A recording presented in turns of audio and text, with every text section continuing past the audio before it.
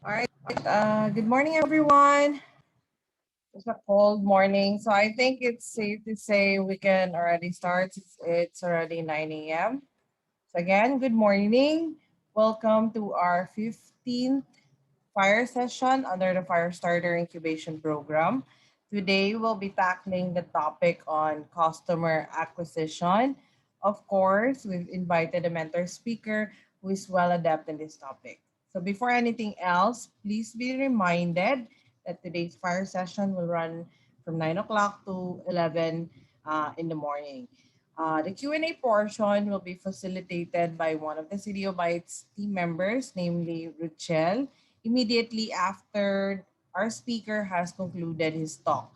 Please make sure your mic is turned off unless you are requested to talk to avoid disruptions, and turn on your cameras during the virtual group photos. We also encourage you to be interactive as well, especially when the speaker asks you for your input.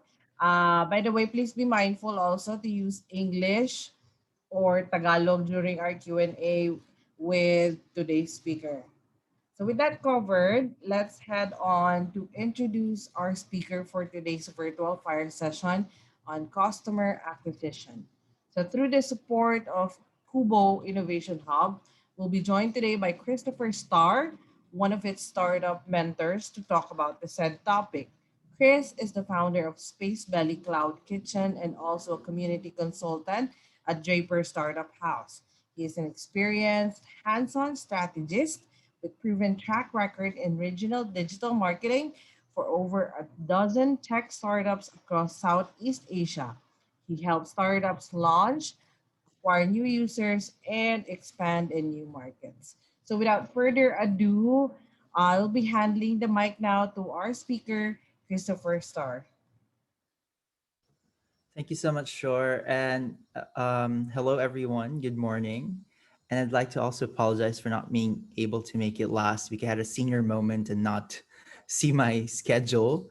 But yeah, I'm here today to share with you my experience and knowledge on customer acquisition. For those who don't know me, I've worked with a lot of different regional startups and local startups. And if you have any questions, even during my presentation, feel free to virtually raise your hand and I could acknowledge you, or you can wait until the end of it. Depending on the time, I'll first begin with um, a beginner's guide to customer acquisition. This is really more for beginners. I'm not too sure how well versed you are with marketing. Assuming that you are not a beginner and more of an intermediate or advanced learner, then perhaps we can discuss in detail more after my presentation. So this just hopefully gives everyone a fundamental knowledge so that we're all on the same page once we are on a Q&A. Okay? Cool. So first of all, what is customer acquisition? So this is just one part of what you do when you do marketing. So you might be thinking, is customers acquisition marketing, and is marketing customer acquisition? So customer acquisition is definitely marketing, but it's solely focused on acquiring new customers. So there's a whole different skills of sets needed for retaining customers. And it's a whole different discipline altogether to just simply acquire new customers or new users. So I assume that you guys are pretty much on the early stage of your startup. And so you're most likely heavily investing on acquiring new customers or new users for your applications or services. So this session would focus mainly on that. So first of all, I'm the kind of marketer that focuses heavily on my customers. A lot of other marketers probably are more into like channels and all that, like what's the latest social media that you should be on and stuff like that. And I noticed as well that a lot of founders focus more on that, like when to post, how many times to post, what time to post. Um, That's really a very tactical way of doing things. I'm very more strategic in my approach. And to be strategic, you have to focus on knowing your customers really well. So what it means to know your customers means not only having a very generic knowledge on your customers, which means, the common um, way that people define their customer, their target market is like age group, gender. So people would say like 18 to 40 years old, male, female, location. um but that's not enough, especially that's too generic. You need to go very, very specific. And also it's very important to understand the different customer segments that um, you might cater to, right? It's not to say that competition is not important, because especially I noticed some of your startups are more or less like similar to existing startups probably elsewhere, and obviously catering more to CDO. However, it's important to note that at the end of the day, it's still all about your customers. So what that means is when you look into your market, so I've never been to CDO, love to go and visit that city one day. But you definitely have a very different culture. The pricing is different, the way of life is very different. So that means that, for example, comparing it to Metro Manila, I would assume that we have a much busier, more expensive life here in the city, and there's probably more things happening here. And like the density of people is also very different. So the if I were to have the same startup but have two different cities that I need to target, I would have a different approach because I have two sets of different customers. And I have this experience when I run campaigns across Southeast Asia. So you would assume that it's the same startup, like I have a dating app, e-commerce, grocery delivery. You'd assume that it's all the same in all countries. So number one, language is a barrier. So like or differences. So in this case, CDO, I noticed some of you guys localize your content, and that's really amazing. Because obviously the primary language in your city is different from in the case of Metro Manila, for example, right? So that's why it's very important to really know your customers very well, and you might have also a different set of channels that you tune in. So there, for example, on TV or radio, you might have more localized content in terms of influencers. You might have more local influencers that has more influence over the audience that you're trying to target, and it's very critical as well to work with that. So it really all boils down to you knowing your customers.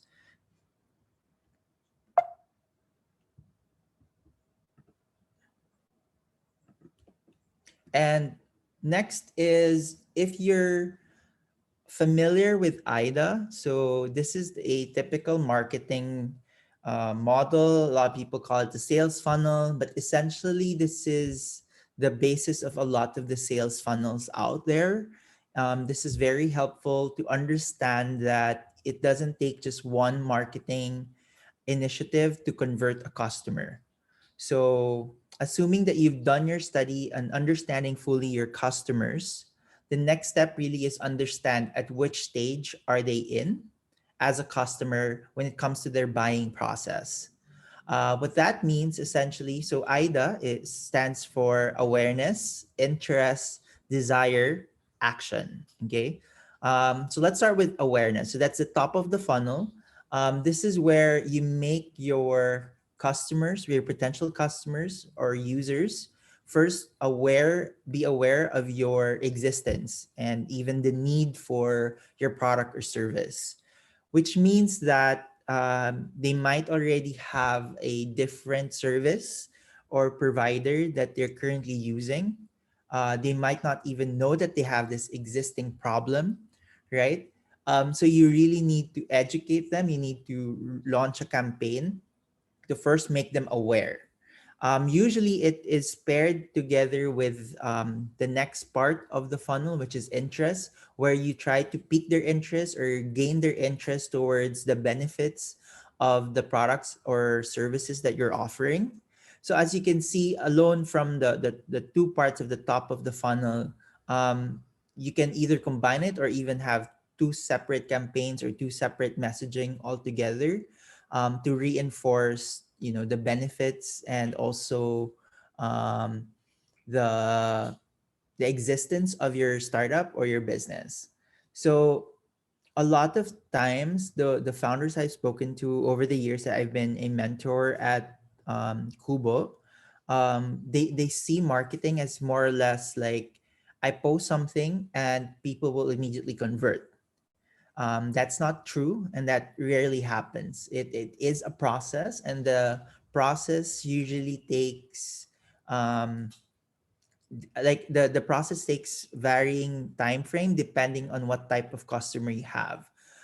Going back to knowing your customers, a quick way to identify generally your customer base. For example, a B2B customer, meaning a business to business or a company, is very different from a B2C customer or a business to consumer customer, right? So a B2B, there's also different layers of types of customers. So there's a small business wherein the decision makers might be the same person, right? As compared to a corporate, might have a different set of stakeholders and decision makers, and then the multinationals might also have different layers of approvals and decision makers. Therefore, you have a more diverse customer base and also a more um, well, a longer sales cycle essentially, as compared to B2C. Normally it would just be the person deciding, or if it's a family it's probably the parent,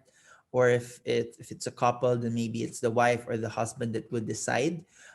It's very important to understand that process, because that's what you do in marketing essentially. First is guide them through that funnel, drive them there, and then work yourself to move them through the funnel. So again, the top of the funnel is awareness. Usually, it pairs it with interest, so trying to gain the consumer's interest, and the next part is creating that desire for you, right? Whether that's based on pricing, um, that's based on packaging, whatever it may be, that you can create that desire for them to download your app, to use your product or services, for them to try you out.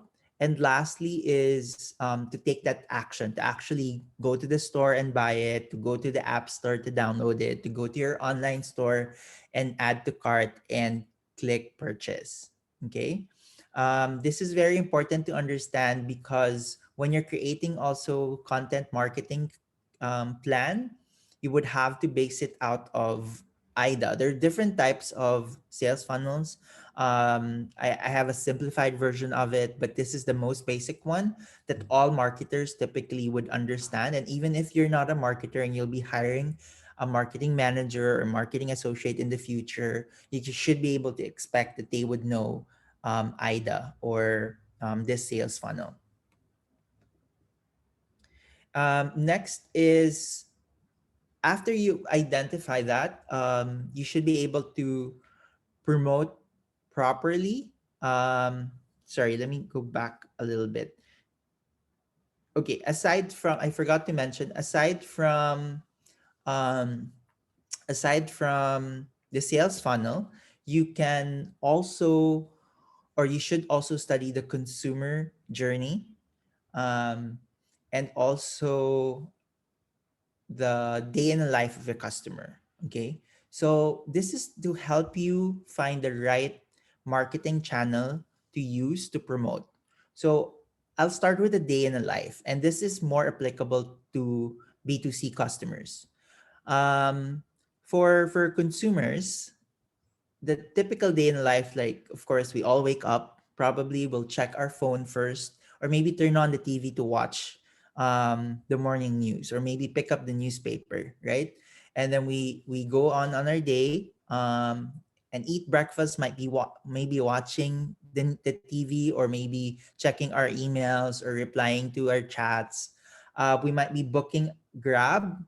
We might be um, we might be taking the train. We might be stuck in the traffic before going to work. And then once we're at work, we might open our computer while checking our phone. We might be listening to Spotify, etc., etc., until you end up at home. Again, you turn on TV. You might watch Netflix. You might watch TV series, etc. So as you can see, there's that typical day in the life, right, of a customer, and understanding this helps you understand where to choose to market to your customer.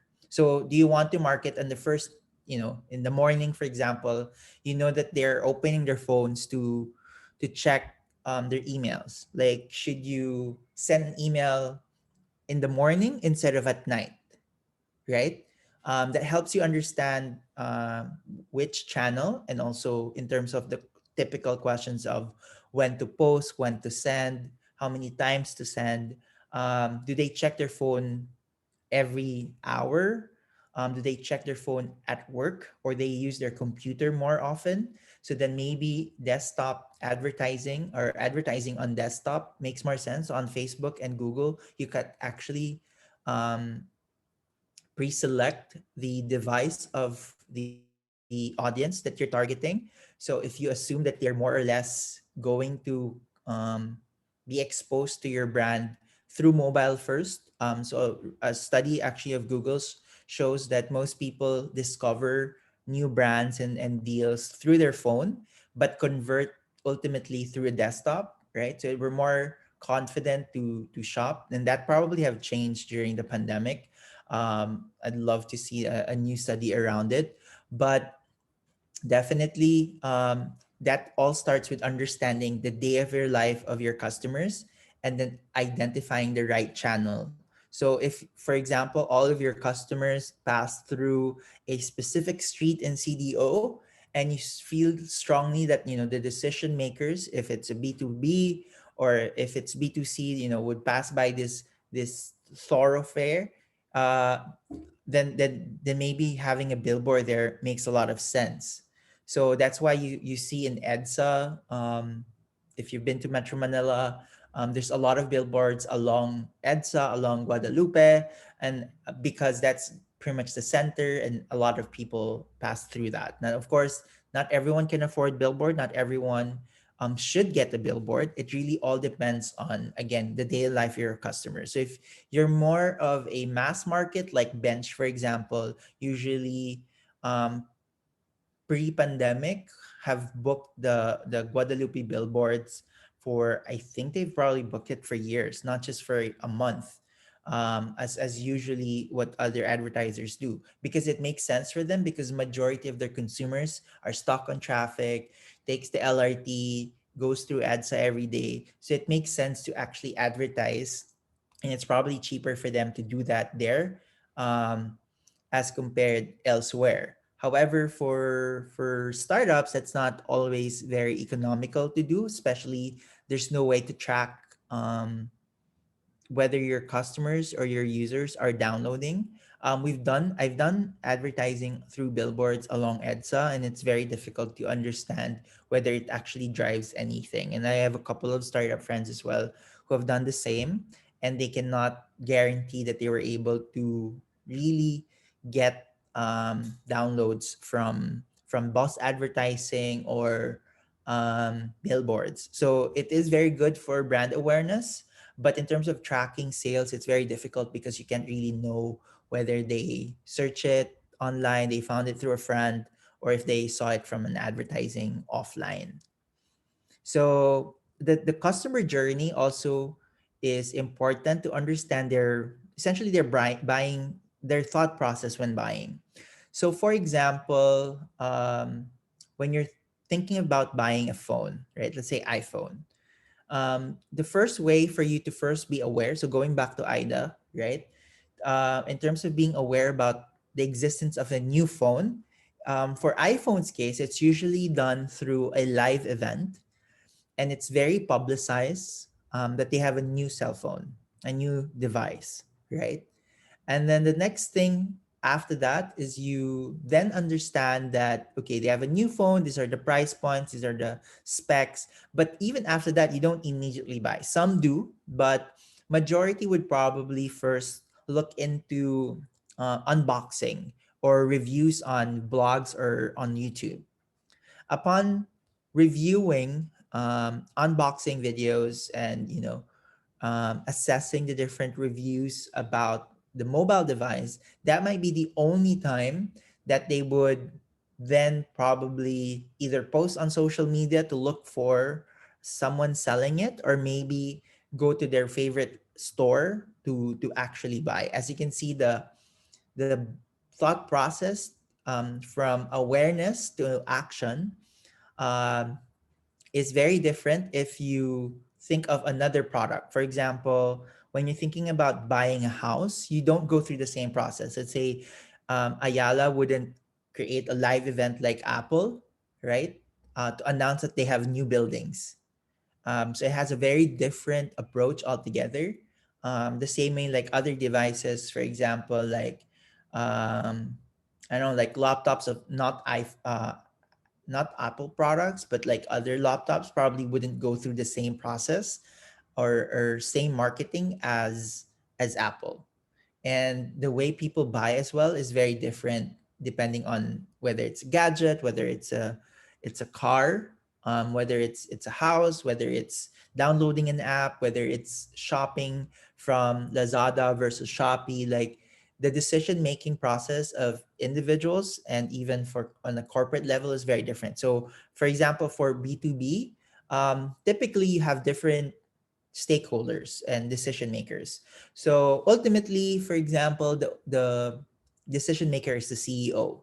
But the procurer, the one who's actually searching, actively searching, talking to suppliers and vendors, might not necessarily be the CEO, depending on the size of the company. Assuming it's a medium-sized company, there would most likely going to be an admin, an office manager, an HR person who might be the one who procures things for the company. For example, thinking about buying computers for a small call center. You don't expect the CEO to go to a store and buy all the computers, right? So most likely there's a different person who's assigned to compare prices, to negotiate for the prices, etc.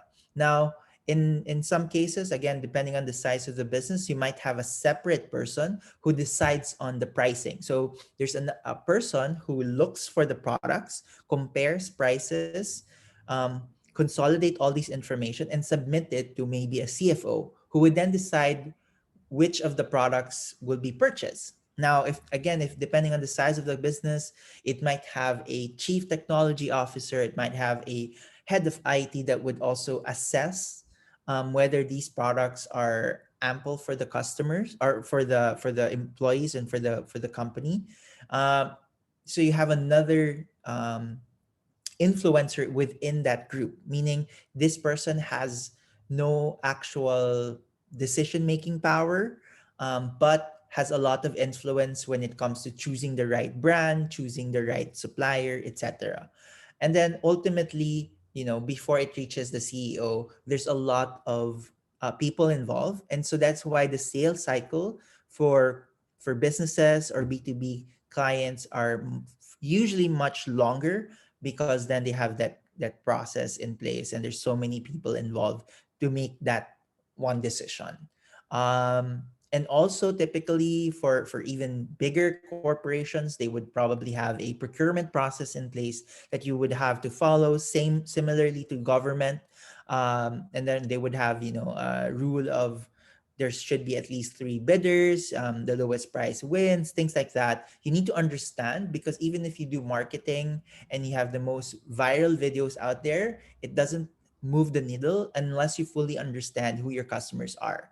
And then in this case of a business buying computers, ultimately the end user isn't maybe the CEO, maybe he bought it for agents, right? So the after sales wouldn't necessarily be the CEO calling you and say, hey, this is not working. It might be either the original procurer, it could be IT, or it could be the actual end user, the one who actually uses your product. And you also need to make sure that these people are happy, depending on, again, on their influence on actually deciding. I think I saw one of the startups that's focused on teachers.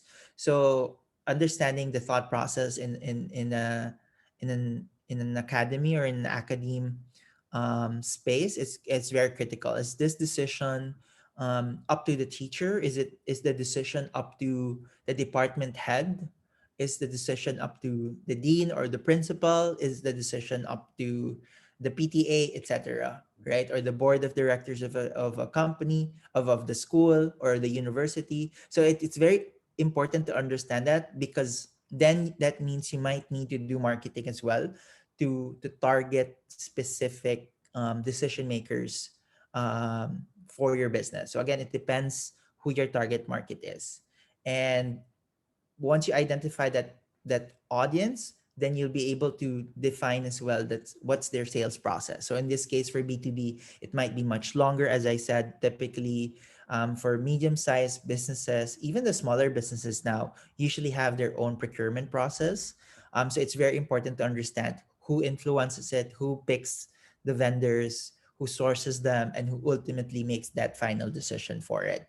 And then for B2C, as mentioned, again, it depends. There's Google has popularized what they call zero moment of truth. And that's usually what they say is previously, the first moment of truth is when people go to the store. So first is you see an ad on TV for this latest shampoo.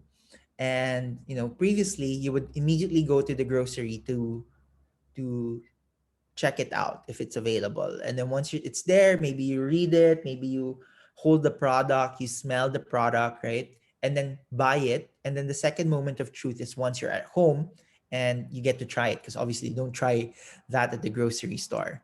However, because of internet, we now have a zero moment of truth, wherein you see an ad, for example, on TV for the same shampoo. You don't immediately go to the store. You might first search online for reviews, and that's your zero moment of truth before you actually go to the store and smell the product and buy the product and take it home, and then actually use the product. So as you can see, that's a very different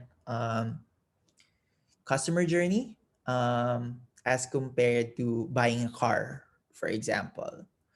You might also begin with a search. You might do a test drive first. You don't necessarily have to buy the car to try it out, right? Unlike the shampoo in the grocery, before you actually make that decision to buy. The same thing goes for applications, right? You might search reviews. Actually, most of the time, we download applications based on friends. If our friends have it, people talk about it on social media, we just immediately download it. We don't really, watch application reviews as much. I'm not sure with you guys, but me, at least I don't watch reviews first for applications I download, because it's very low barrier to entry, right? Typically, these are free tools anyway. So you just immediately download it and then try it out. If you're not happy, you just uninstall it. And sometimes you even forget that it's still there. So as you can see, these are three different um, products. So you have shampoo, you have car, and you have an application, and the customer might be the same person. I'm buying shampoo, I'm buying a car, and I'm downloading an app, and yet I have a very different consumer journey altogether. Okay. So that means when you're thinking about promoting, you might have a different approach. As mentioned, for example, for the shampoo, if people would need to first review it first and understand how it works for people, especially have a special claim of making your hair very shiny and anti-dandruff, whatever. People might want to review first. So you might want to invest on content marketing. You might want to invest on your SEO or search engine optimization. um, or even pay-per-click advertising more than, for example, the application. So for App Store, for apps, you might focus more on App Store optimization because people would search for the app on the App Store. They won't typically just go to Google and search it there. Immediately when someone tells you like, oh, have you heard of this application? Let's say it's Viber or Grab, and you're like, no, I haven't tried it. And then they're like, try it out, download it. You won't go to Google to search it. You will most likely go directly to Google Play or App Store because you know that's where you can find the app. So that means you need to invest your time and money and efforts on the App Store. When you try to rank on the App Store, it's called App Store Optimization or ASO. In comparison, if you're trying to rank on Google or other search engine, that's called SEO or search engine optimizations. As you can see, it's both on search, but the optimization is an approach, and techniques are very different depending on which platform it would be. The second largest search engine in the world is actually YouTube. So if you notice, if you're thinking about how to cook, you might skip Google altogether and immediately go to YouTube to type in how to cook. Let's say how to cook adobo, and you'll go straight to YouTube for that. And so therefore, if you have something that you want people to find, you have to think where they might be searching. For restaurants, for example, um, while I still use Google as well for restaurants, especially for reviews, I also typically search them on Facebook or on Instagram to look at the photos of the products, to check their menu, to check customer reviews, to check if their store is open. I'll most likely check their social media. And therefore that's important as well for you to have presence on social media because of that. But then, for example, you might think, okay, I definitely need social media. Everyone needs social media these days, right? But there are certain businesses, and you can tell me after during Q&A whether you think the same. But there are certain businesses don't actually need it. For example, a junk shop, right? You might be surprised, they might even be making more money than your startup right now, but they don't have any social media presence. They don't do billboard advertising. So as you can see, it's really depending on your customers, right? And the thought process of finding you or your competitors. So when you think about junk shop, do you actually go on Google and type, where can I bring my whatever like recyclables? Like you usually see the junk shops across the street, and then you already know where to bring them, or you'll ask people around where to bring your trash to be able to convert it to cash, right? So it's not always applicable to everyone to have a digital presence as much as everyone's advocating for that now. It's very critical to really start from your customer's point of view. How will they find you? How will they know about or how would they experience the problem?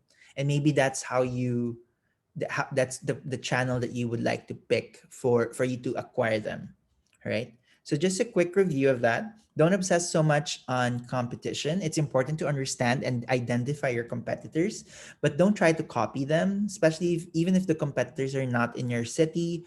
um, it's important to understand how they do things, but don't simply copy them. Just because Amazon is doing it, just because Uber is doing it, that means it's doing great. In most cases, they're also just testing it out. It's really more important to understand and obsess on your customers. In, and what's more important is actually talk to them. A lot of the founders I've spoken to, they're scared of talking to their customers. That's weird because, if you think about it, in stores or in restaurants, usually the owners would approach you and ask you questions. So how come on digital, when it's not as abrasive, we are too afraid to reach out and ask for their time to give us feedback? And usually customers are more than happy to talk to you if you give them a reason, an ample reason to talk to you. For example, a survey that we've sent out to our user base before that has a very high open rate and engagement that led us to open a new business unit.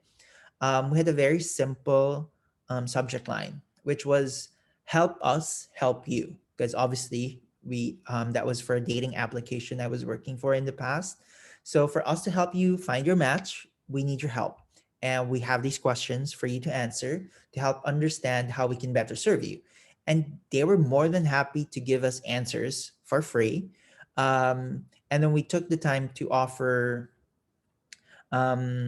like incentives for them to actually pick up the phone and allow us to probe them further to better understand who they are, what they want, and how we can better serve them. So it's very important to talk to your customers.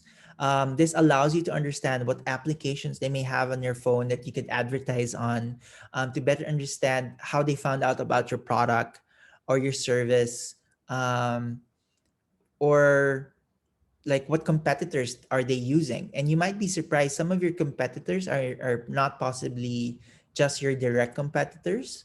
So there's a concept of indirect competitors. For example, for prepaid, right? For Globe and Smart Prepaid, you would think that the competitor of Globe Prepaid is Smart Prepaid. Now, prior to dual SIM, if you are a Globe Prepaid, you won't easily switch to a smart prepaid.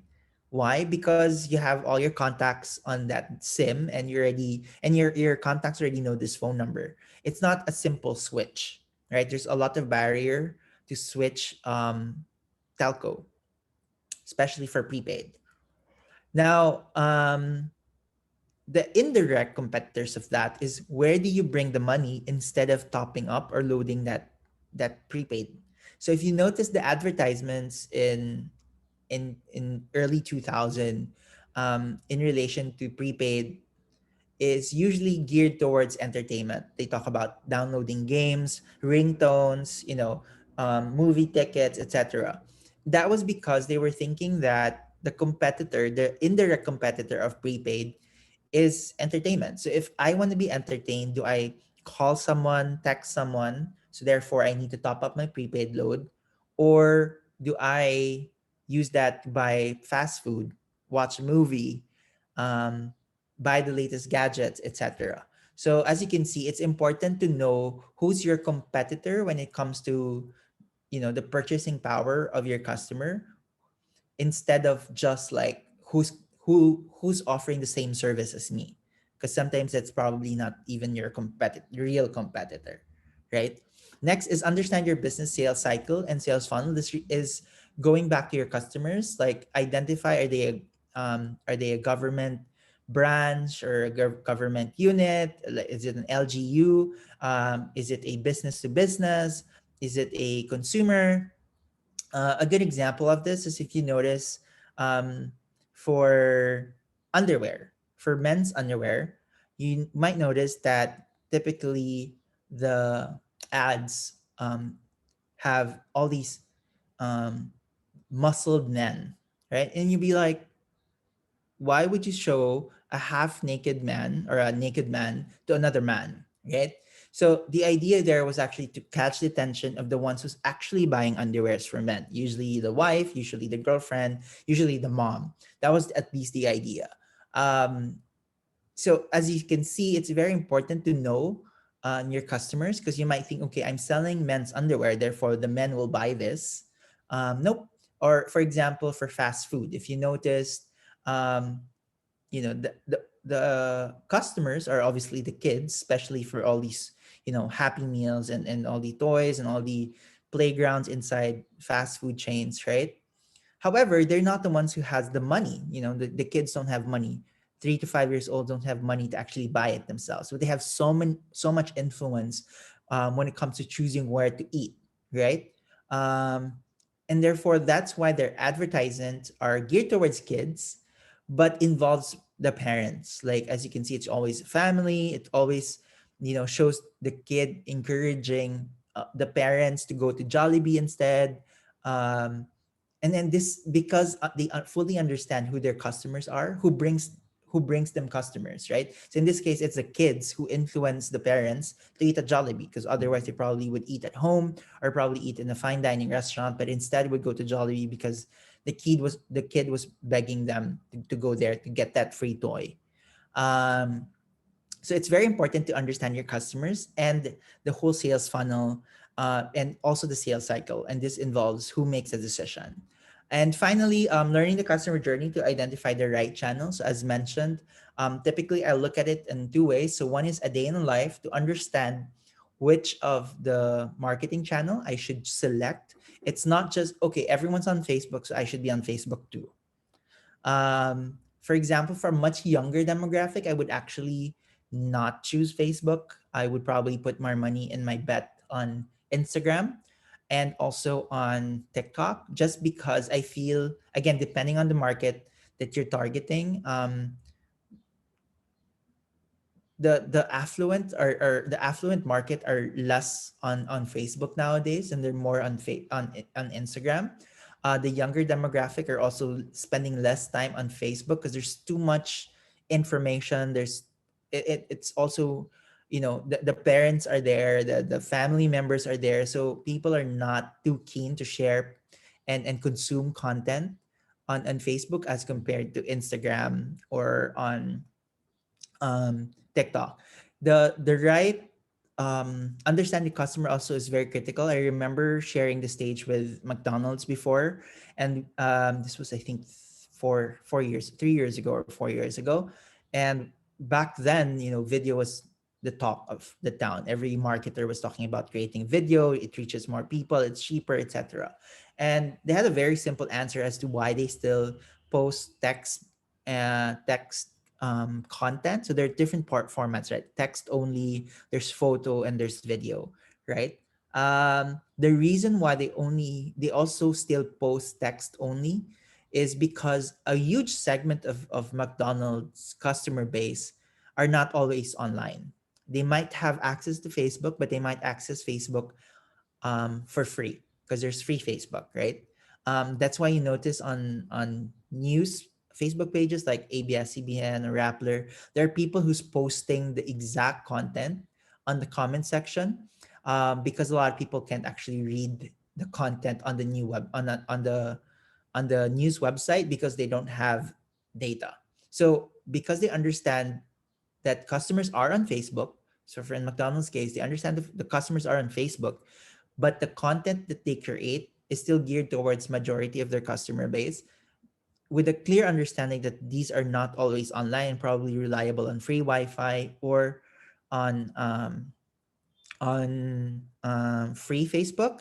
Then they create content that is accessible to them, because it's pointless if you're going to create amazing videos and post it on Facebook and your customers apparently will never see them because they're rarely online, right? Or they don't have access to free Wi-Fi. So identifying the right channel also is mainly based on understanding the customer journey. Um, do you have any questions so far? If none, I'll proceed with last three sides, and these are more three letter words that you should know when you think about customer acquisition. Okay. All right. So for customer acquisition, the most important KPI to know at the most, like, it's super basic, is your customer acquisition cost. So this is the cost of acquiring a new customer, which means essentially you calculate it by your marketing spend and dividing it by the number of new customers you have. For example, you spent 100 and you got one customer, that means your customer acquisition cost is 100 pesos.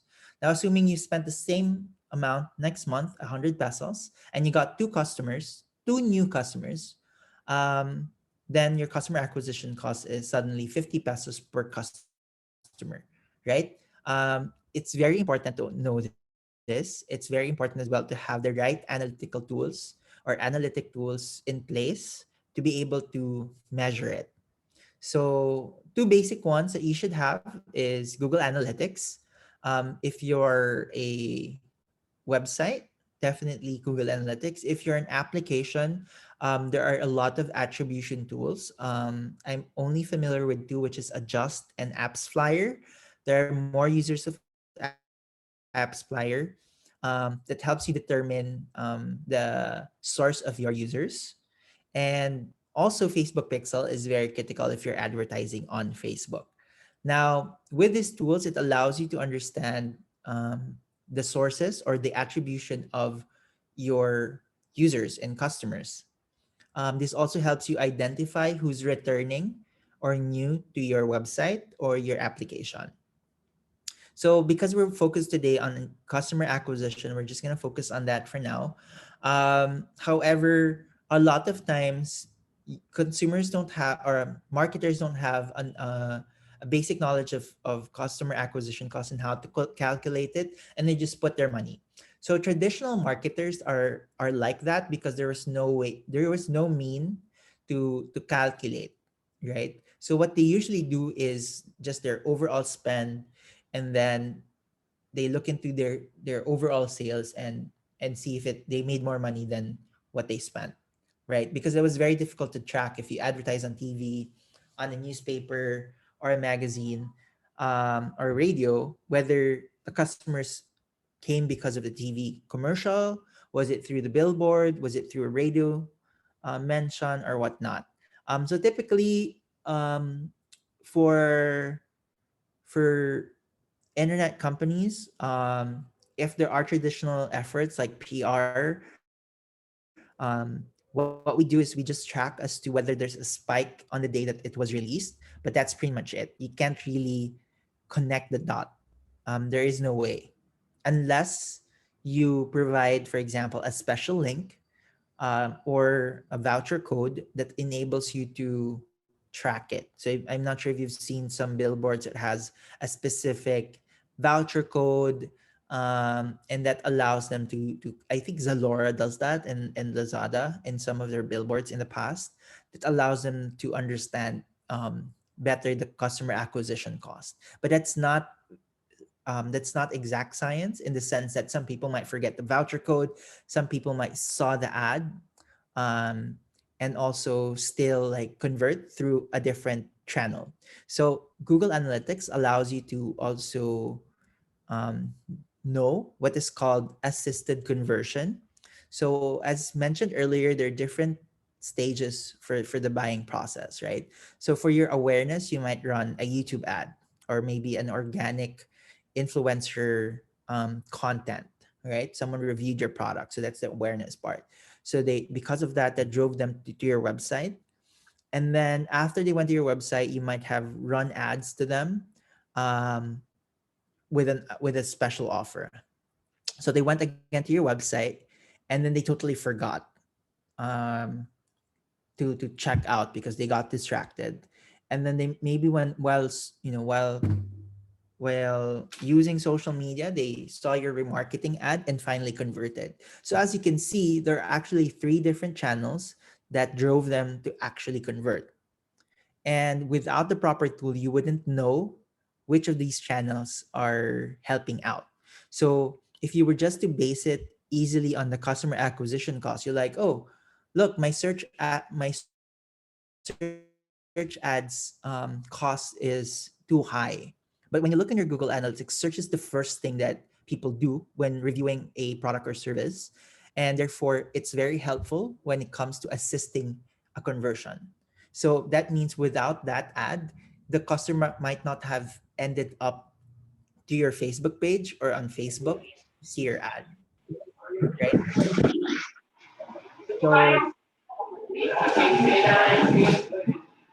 sorry, what was the question? Okay. Sorry Going about back.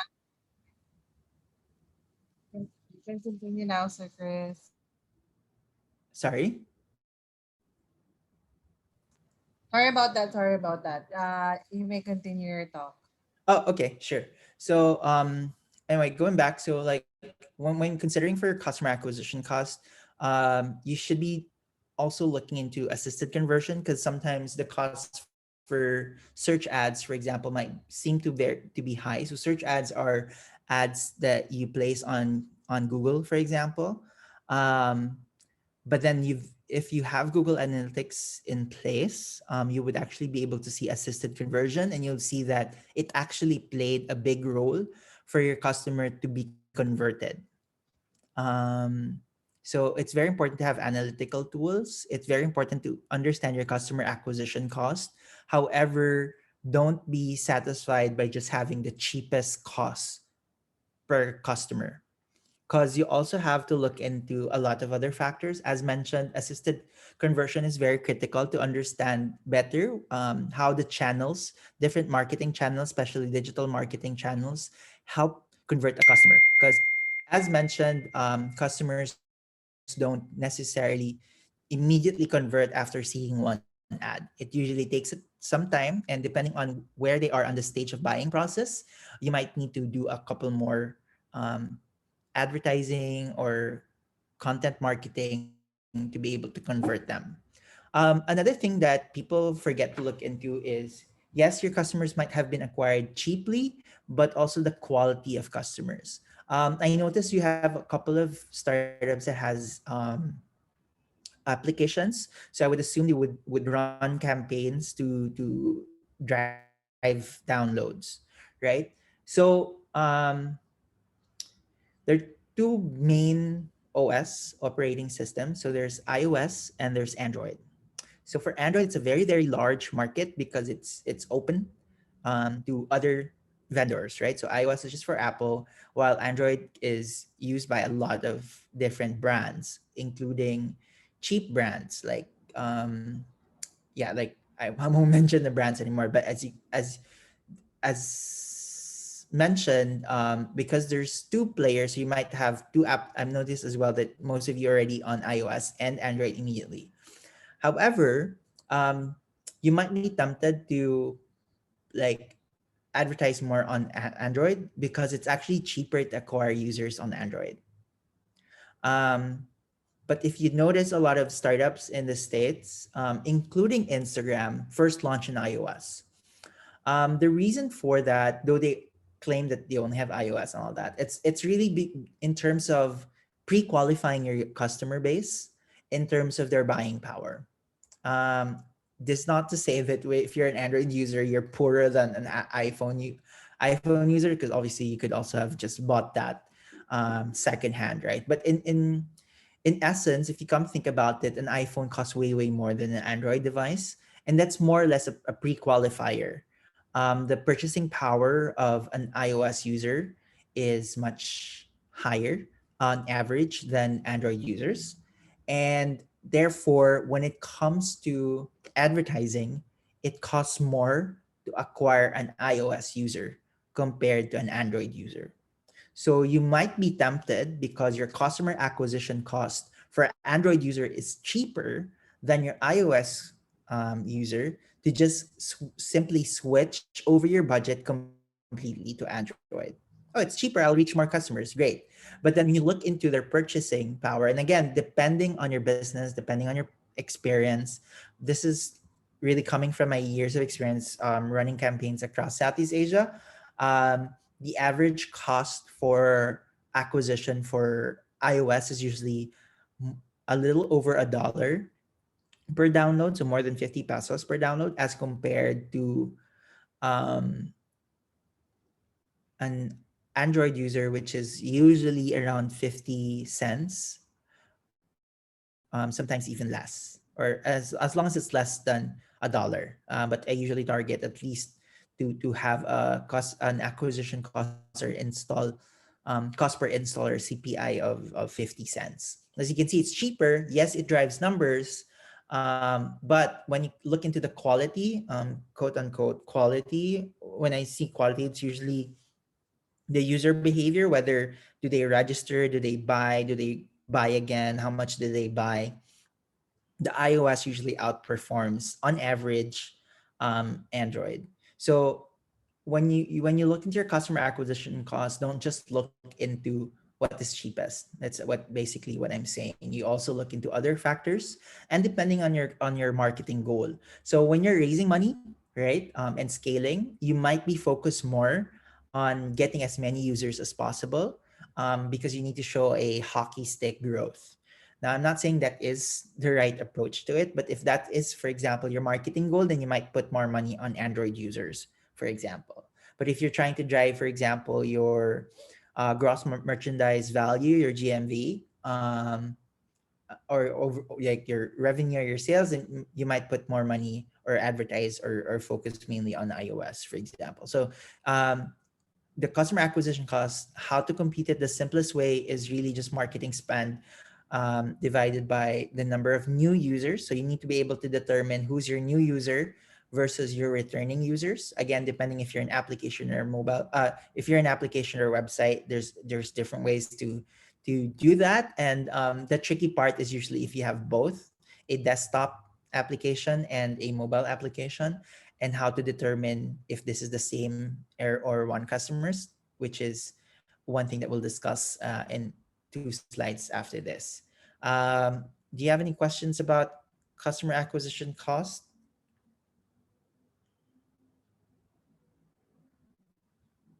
I'd assume none. So the next one to look into is your lifetime value. So a lot of marketers are familiar with customer acquisition costs. I'm hoping that if you are advertising now, you already know your customer acquisition costs or how much money you spend to get a new customer. As mentioned, there are a lot of factors to consider uh, in optimizing your marketing budget, and not just choosing the cheapest customer acquisition cost, because each channel brings a different type of customer. And one of the things to consider as well is the lifetime value. This is really how to determine your ROI. So a lifetime value, I notice a lot of founders don't know lifetime value. So essentially, it's your total revenue um, that you expect to earn over the lifetime of the customer as a customer.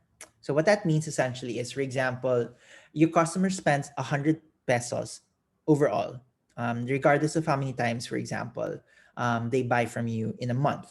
Or let's say it's a subscription business with 100 peso a month. And you expect them to be uh, a subscriber or a customer for 10 months. So that means the total lifetime value of that customer is 1,000, right? So 100 times 10 months, 100 pesos times 10 months, that's 1,000. So 1,000 pesos is the lifetime value. Now, there are different types. There are different ways to calculate it. Some would just focus on the profit margin. Some would focus on overall sales or revenue. It depends on how you do it, but the basic one is really just like what I said. How much money do they spend, and for how long will they be spending? Will be a customer, and you multiply that with their average spend, and that becomes your lifetime value. Now, why is it important? Is because you then need to know whether your lifetime value is higher than your cost per acquisition. This is why you notice, Uber, Grab in the early days are giving out free rides. The idea there is that once you are a customer, once you are a user, your average spend with me will be way more than what I've spent to give out all these free rides to you. I remember when Uber and Grab launch, I was, I think, one of the first users in Metro Manila. Actually, it's my friend who did like the free, because when Uber launch in a new market, they usually do a secret Uber ride. So it was Liz Oy and my friend BJ Pascual that did that secret Uber ride, and then after that they immediately launched in the Philippines. Um, and I think I was one of the first ones to try it out. And back then they give out all these free rides. And even when I moved to Malaysia for a bit, it was super cheap, and then they still give like free rides.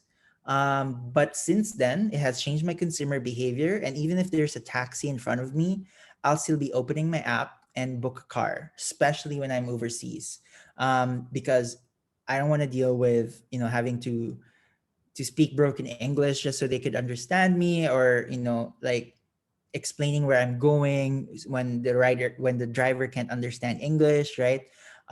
Or feeling scared that they would use a longer route as compared to usual. So I would just download it. I would just use my application that already downloaded.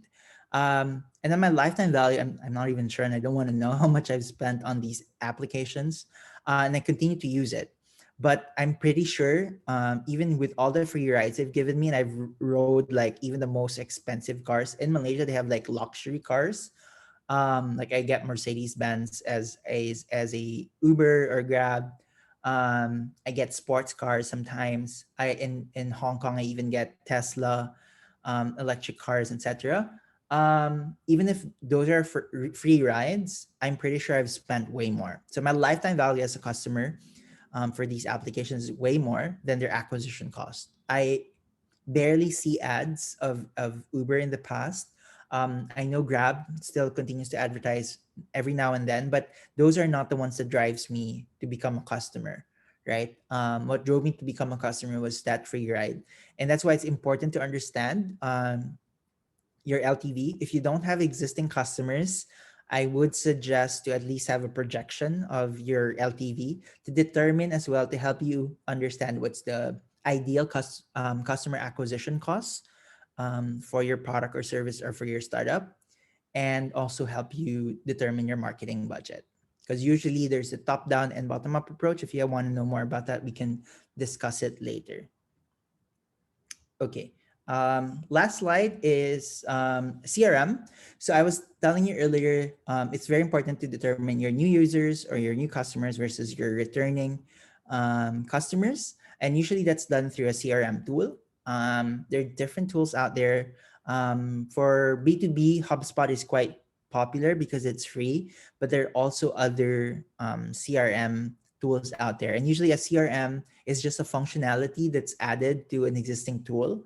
So even e-commerce platforms typically would have these pre-installed in within their application. So essentially what it does is it collects customer data and details the relationship you have with this customer.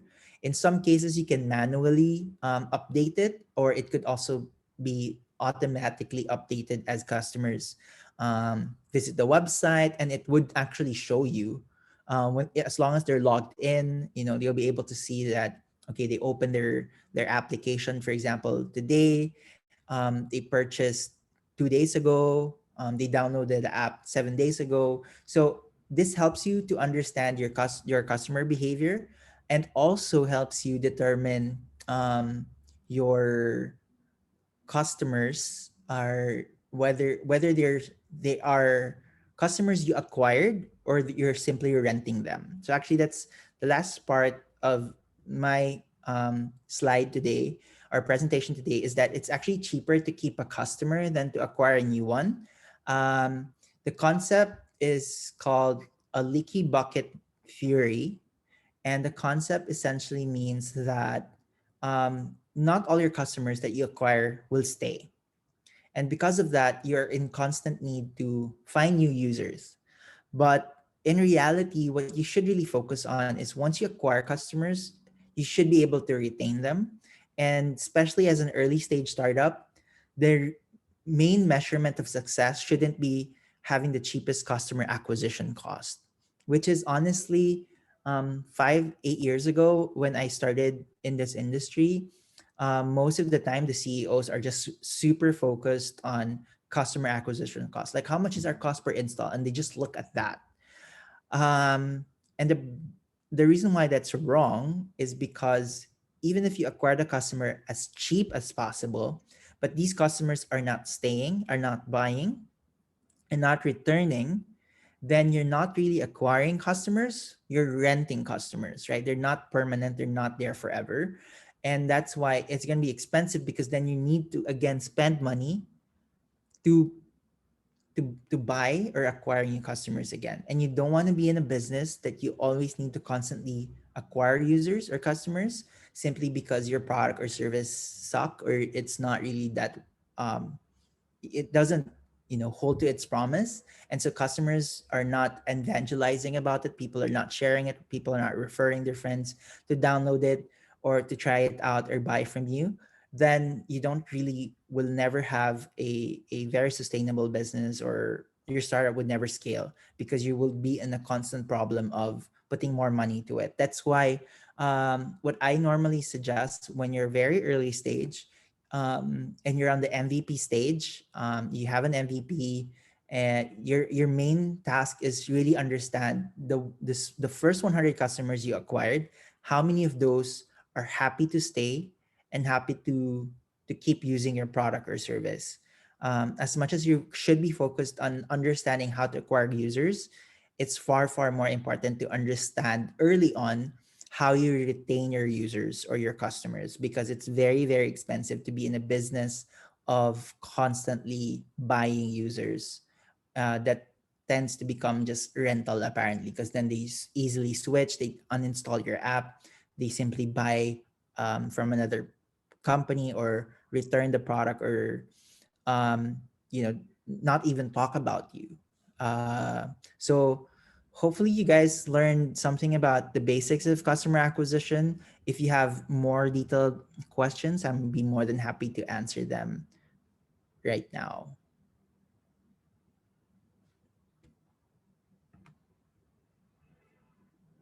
Right.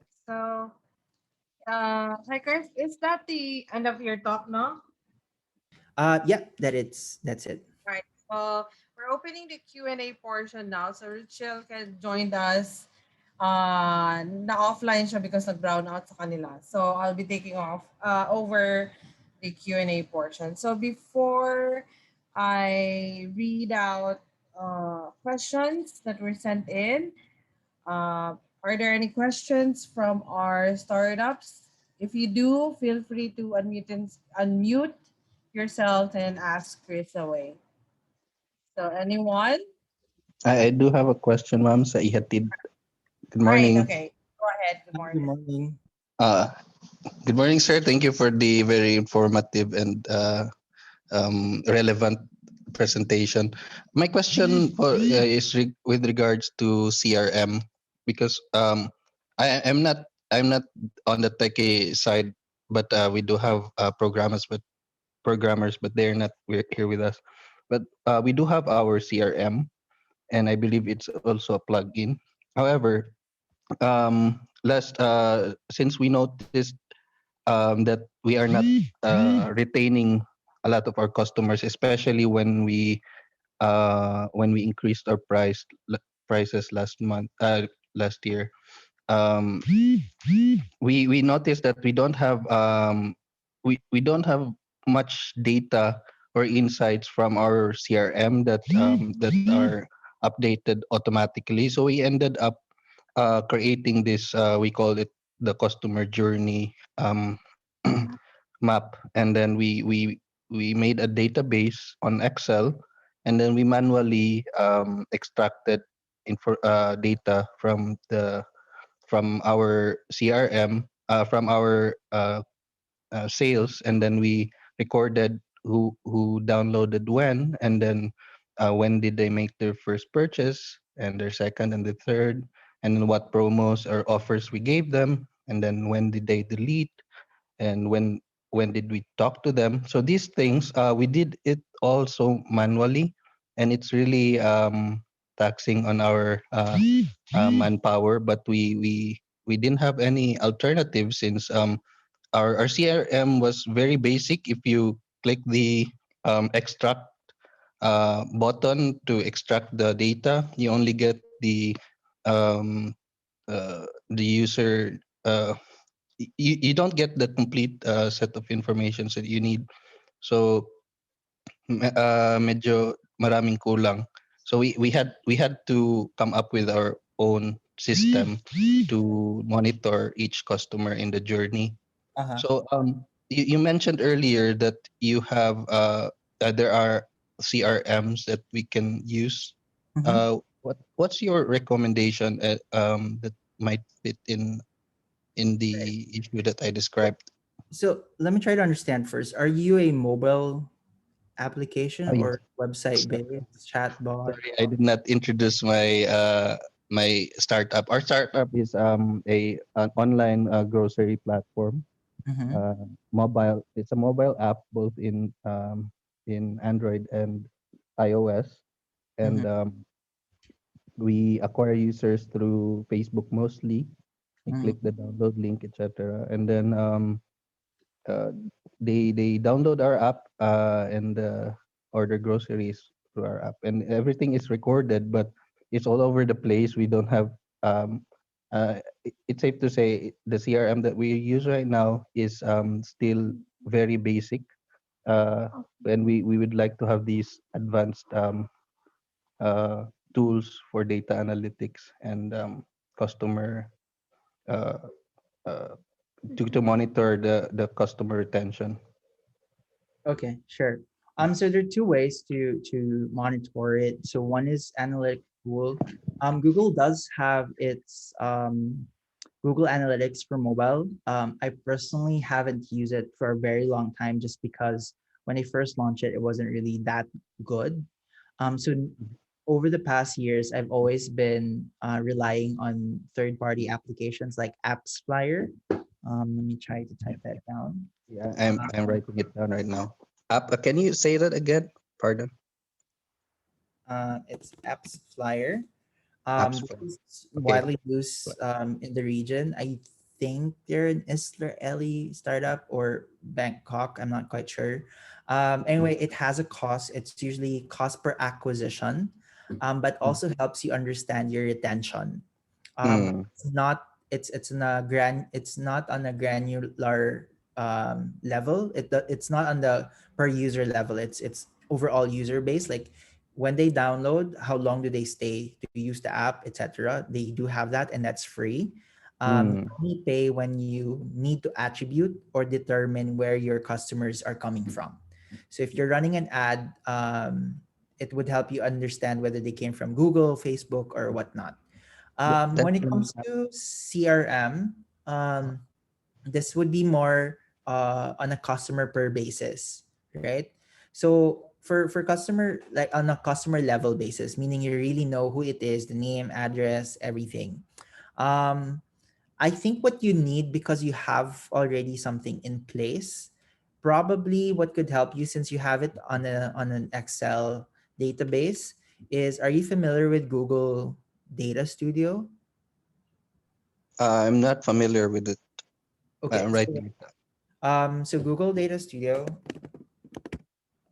type down, um, is a free tool from Google, and it allows you to create an visualized dashboard for pretty much any database that you have.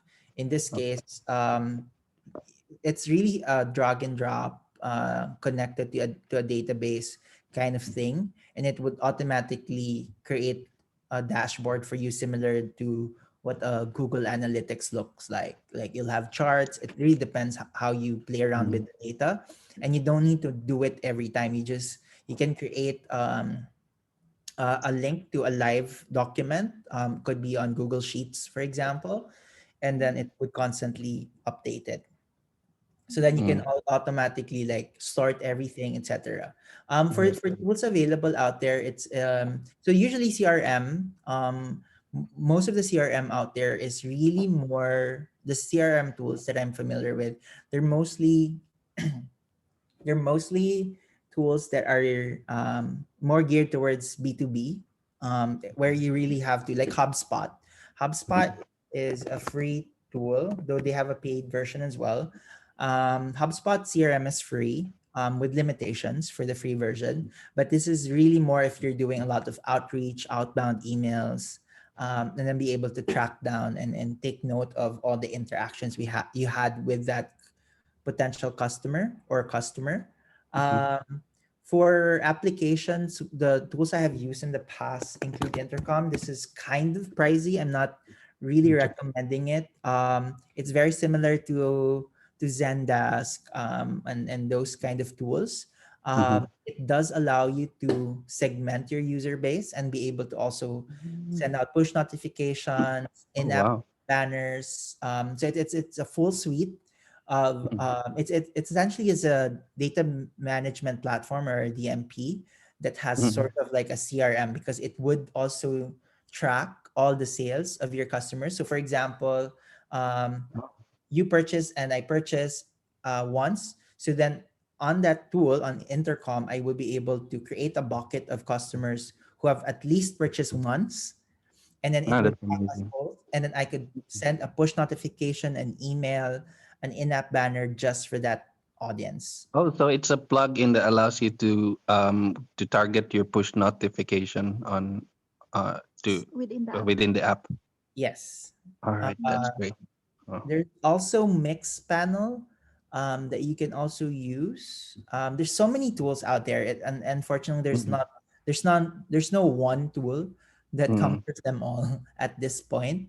mhm, But it really depends on what kind of need you have, mm, and also the budget, because budget could be a constraint, I understand. So mhm, um, it's worth checking. I think Yahoo also has a free tool. I was supposed to implement it 2 years ago. It's a free in-app tool. It's called Gemini, if I'm not mistaken. Gemini. Um, but I'm not sure if it's still free and it's still there. Mm, The reason why it's free is because they're gonna um, obviously collect data information to be able mm, to target their ads better. But that they're very transparent about it, and you can read more about it. I was supposed to try it out, and it also gives you insight. So just so everyone understands, there are two ways to look into your data. So one is on the customer level data. So I would know that, okay, let's say Shore. I can see Shore's name, address, phone number, whatever information she has provided, and also her transactions with me. Now, there's mhm, also like Google Analytics doesn't have those information. It's very much like a CCTV. It would show me, okay, a woman has purchased, right, from mm, a city at mm, this time. So it's very almost like a CCTV type of content. Doesn't really, data rather, that doesn't really give me actual personal information. So both okay.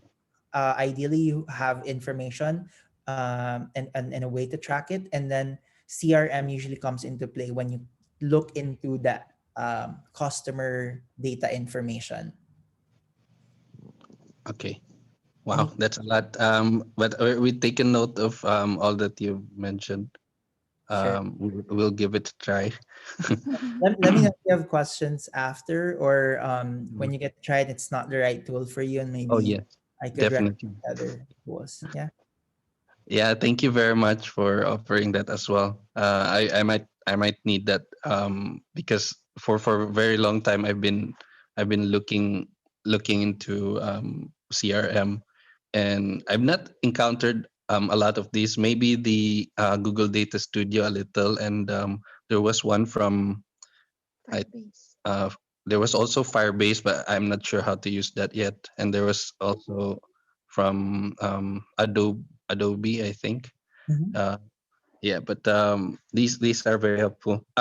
One last question about under this topic, with regards to these premium or like Zendesk that you said might be expensive. They are per customer intercom. They are per customer. The cost is per customer, right? Not a monthly or annual subscription. Yeah, depending on the tool, Mhm. the revenue models of these companies or startups usually vary. So most of Ah, them have a fixed cost monthly, mm, depending on the data points. Some mm, would be based on number of subscribers or numbers of customers that you're saving or I interacting with. see. Mm, It actually varies, yes. And some all are right. free. So as you mentioned, Firebase, it has a free version. um, I think Mixpanel has a free version as well. I'm not sure if up to now, with a need to put their logo in your website, something like that. So there are free tools out there. But also one thing I just want to remind everyone is number one, you need to make sure that when you're implementing tools like analytic tools, is that number one, you do it properly. So even Mm, Google Analytics, a lot of companies, even bigger ones, are not implementing it properly. And so it's mm, pointless that you have the tool, but it doesn't track the right data. yes. Number two is that you need to understand that if you have multiple tools, that they would have varying data points and information. For example, you have Google Analytics and Facebook Pixel, right? So you Mm-hmm. run an ad and it showed that a customer converted. Okay. On Mm, Google, it might show um, that customer is attributed to, let's say, search. But on Facebook, it would show also one customer. The reason for that is because let's say you show an ad and this ad was clicked by that customer but did not buy, and mm, then went to Google and searched for it, and then clicked the website and then purchased it. mm, Now, Facebook wouldn't know that you search on Google. Mm. It would consider it that you've been to the website before and you made a purchase, therefore there's a conversion. Because the Mhm. conversion window typically 7 days, if I'm not mistaken, or 21 days. I can't remember the attribution window. So as long as you're within that window, it would track the sale. I Uh, see. but then on Google, it knows that you went to search. It knows that you came from Facebook first, and then finally converted when you searched. Okay. Therefore, it would show that the sale was with Google. But Mm. it would also should show that Facebook was also an assisted conversion, meaning it assisted to convert the customer. But as you can see, you'll be like, wait, I'm confused. On Google, it says, on Google Analytics, it says, I got it from Google search, while on Facebook, it says, I got it on Facebook. Which one do I pick when I Mhm. report and when I think, Yeah. or do I have two different customers? Uh, It's very important to understand the differences of mm. these tools. And as Mhm. mentioned earlier as well, depending on the platform, you might also have conflicting or varying data points. So if you have a website and an application and it's the same customer, and how these data are then interpreted, it's very critical. Lastly, is that if no one's gonna look into your data, it's as useless as not having the data. So a lot of us will focus on like at least collect the data now. That's great if it's a free tool, but if it's a paid tool, unless someone's actually dedicated to look into these data, it's going to be a waste. And I've been to a lot of companies where we've been collecting so much data, and then at the end of the day, no one's looking at it, and I'm like, then what's the point of spending money that no one's using? So it's the same with like Mailchimp or any other tools that you have, and if you're not using it and yet you're spending money and resources for that, then it doesn't make sense. So you have to make sure that you have the right tool, you know what you need from that tool, and you're utilizing it for that purpose. Otherwise, I won't suggest to spend your resources, including your time or effort, on any of these unless there's an actual reason for it. It's more than just like, because my fear is like, because you heard CRM right now, and I'm not talking about e-hat Star, but maybe the others, and then suddenly you'll be looking at it and it would consume you, and like, start researching, and you spent like a day on it, and then at the end of the day no one's actually going to look at that. Maybe you should focus first on what you can actually handle for now, because it's a very complex thing to understand. Thank you for your advice. As for utilizing the data, I'm sure the possibilities or the applications are endless. Are there any resources or workshops that you can point us towards, or someone, or maybe you included, that we can approach to help us appreciate our data more, since we've been collecting the data actually, and we've been using it, Mm-hmm. but I think it can be maximized further. So right now, how we are using it is we need to know to whom we send which text messages or which push notification. While everything is manual, it has really helped us communicate to the customer um, in a more um, customized way. Mm-hmm. Um, uh, if you are a new customer versus if you are um, a an old customer who's been purchasing for many months, the notifications that these two should receive should be different. So, but as more customers come in, it becomes a little heavy Mm-hmm. to keep doing manually. So these things that you've shared are actually very useful. But other than that, we also I also think that there are other things, insights that we can learn from the data, Mm-hmm. and it's really we learn it along the way, but there are resources that we can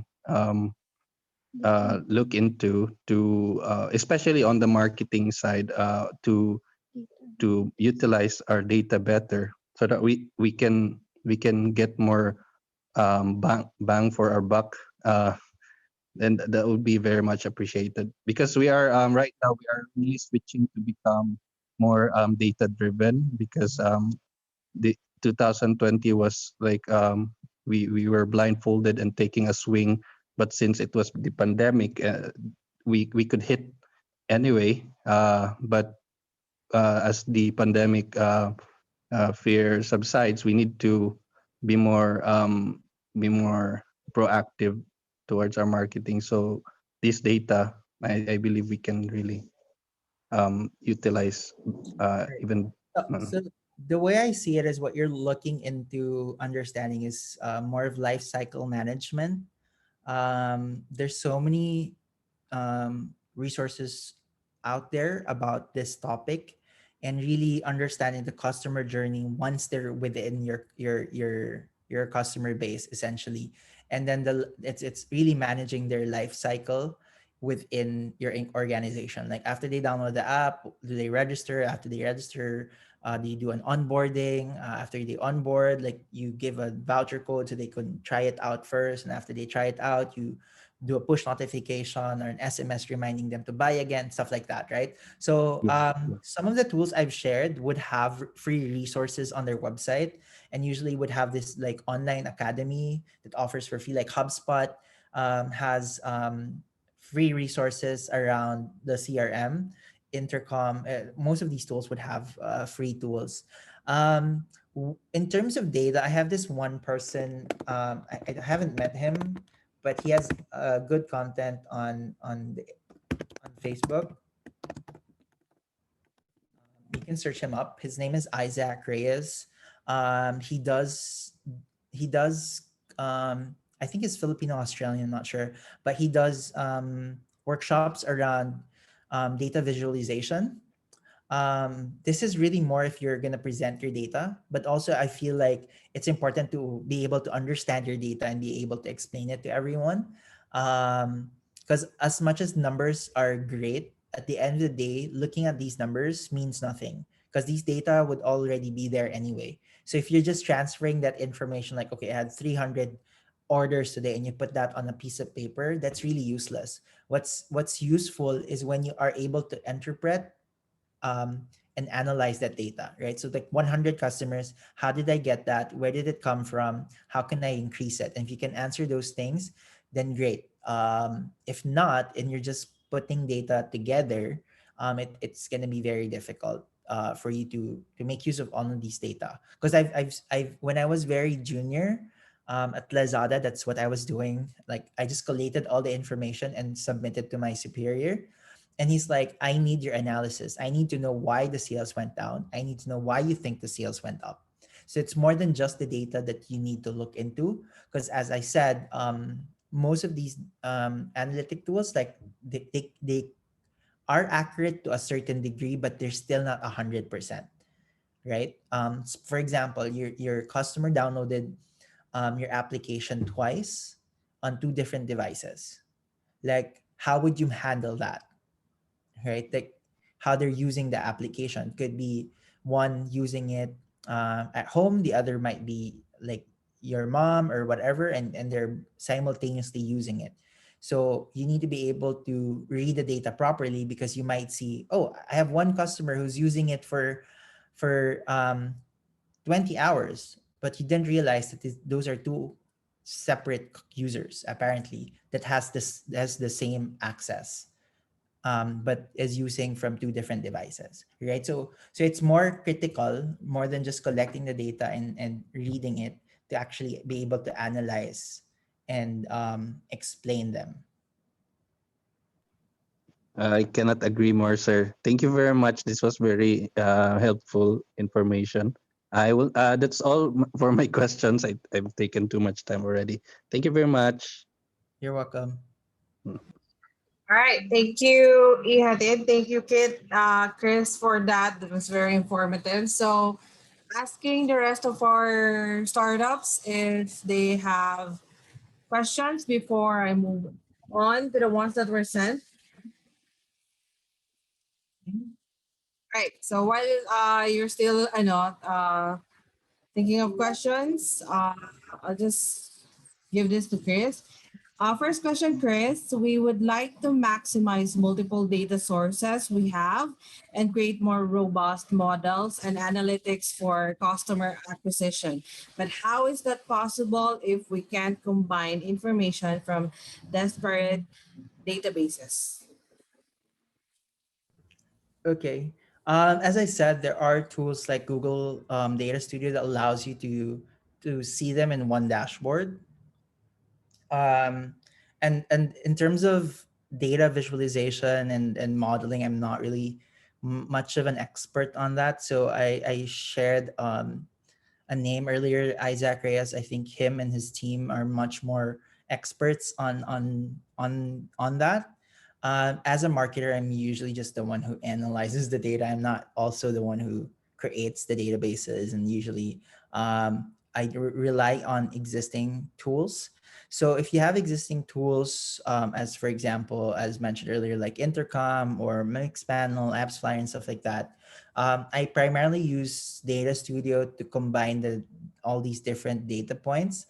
Um, and then in some cases, like as mentioned earlier, like Facebook would have a different number. Um, Google has a different number for me. I just select one that I think has much closer to reality in terms of the data it's putting. So I don't put both, just not to confuse anyone who might be reading the dashboard.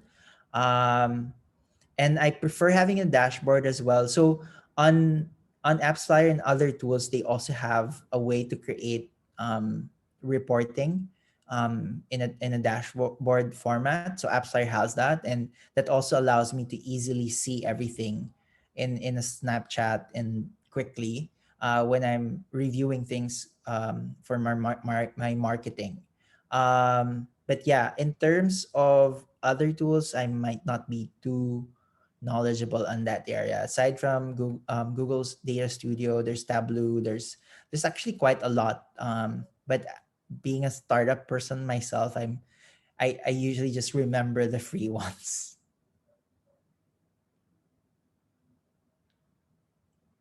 All right, thank you for that, Chris. Of course, the uh, startups, if it's free, it's better, no? Especially when we're just starting out, so walang problema doon. So thank you for that. Before I head on to the next question, Dirtbag, Checkmate, Shift Tech, do you have any questions? If you do, you may unmute yourselves and ask Chris, guys. Hi, sure. Good morning. Ah, good morning. Okay. Hi. Hi, Chris. This is Richard from Dirtbag. Hi, Hi. morning. Hi, morning. Yeah, actually, we're running an online on-demand laundry here in CDO, and we're planning to expand soon. Uh, I don't have a question. I just want to share my takeaway, my biggest takeaway for this session with regard to LTV, because it already crossed my mind before, but I just don't know the technical term used online, no? And it's really very good for us to revisit this, because the kind of customers we have is like, for example, if someone does laundry on a weekly basis, at 10 kilos per week, so it's less likely to increase in future if that's really the behavior of that customer, that every week only 10 kilos is consumed unless there's a special occasion or something, right? So it's just good that you have tackled that once, so we can revisit and then take an analysis on our data, that whoever has, at least we can focus on putting some VIP tagging on our customers who does a good number of kilos every week, and focus on them as like a premium service, whereas other customers does it only for like one time just to test, and the others are only for linens, just waiting for, like, let's say once a month. Good value, I mean high value, but like only once a month. So Yeah. yeah, just to share that I appreciate the topic on the LTV and also the CAC. Thank you. Great.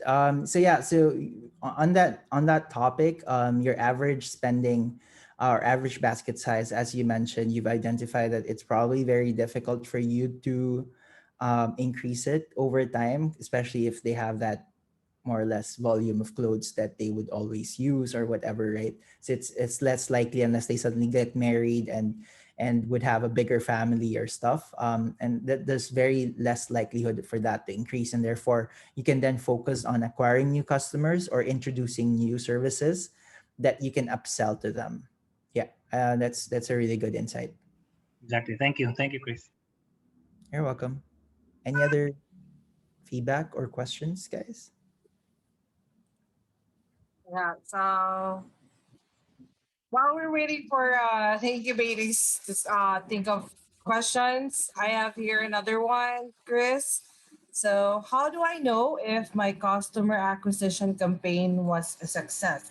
Are there any customer management software or tool to measure it precisely? Mhm.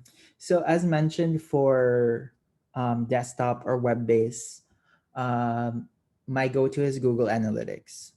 I haven't seen any other tool out there that's also free that is able to track it precisely. And again, it depends if you've set it up properly, because the e-commerce conversion feature of Google Analytics isn't automatically set up unless like for plugins on Shopify and stuff. If you're using those kind of tools, then it's automatically installed.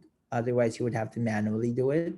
Um, so yeah, how do you know if your campaign is success? So you need to first have KPIs, key performance indicators that you've set prior to launching a campaign. You don't do that during the campaign or after the campaign, but you need to set them up before running and make sure that you focus on that. So as I said earlier, for early stage startups, the most important really is retention, not even the cost per acquisition, because what you need to understand is whether you were able to attract the right customers, because again, you might be able to get very cheap customers, but then if they don't use your product or service, then it's pretty pointless.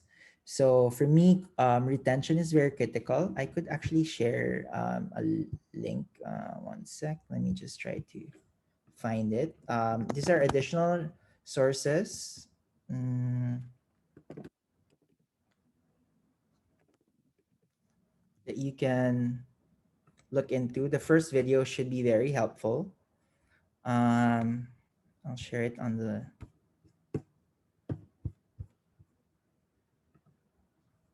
link here. So this is by 500 Startups. I'm not sure you're familiar with 500 Startups. But yeah, so the first one, the 500 Startups growth process, actually talks about this. That the most critical really for early stage is understanding your retention. Because if you're gonna just focus on cost per acquisition and then you put more money to it, but then um, you're not able to keep them, right? Then it's pointless. You might be reaching the wrong audience. For example, for mobile apps, it's easy to do an incentivized campaign. Incentivized campaign, if you notice um, some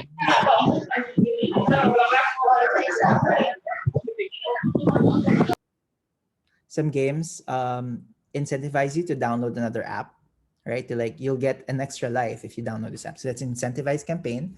So you will get a lot of customers or users or installs for that. But ultimately, these people will not become customers unless you're also a game, and that doesn't matter to you. In most cases, you won't be able to. Yeah, you won't be able to keep them.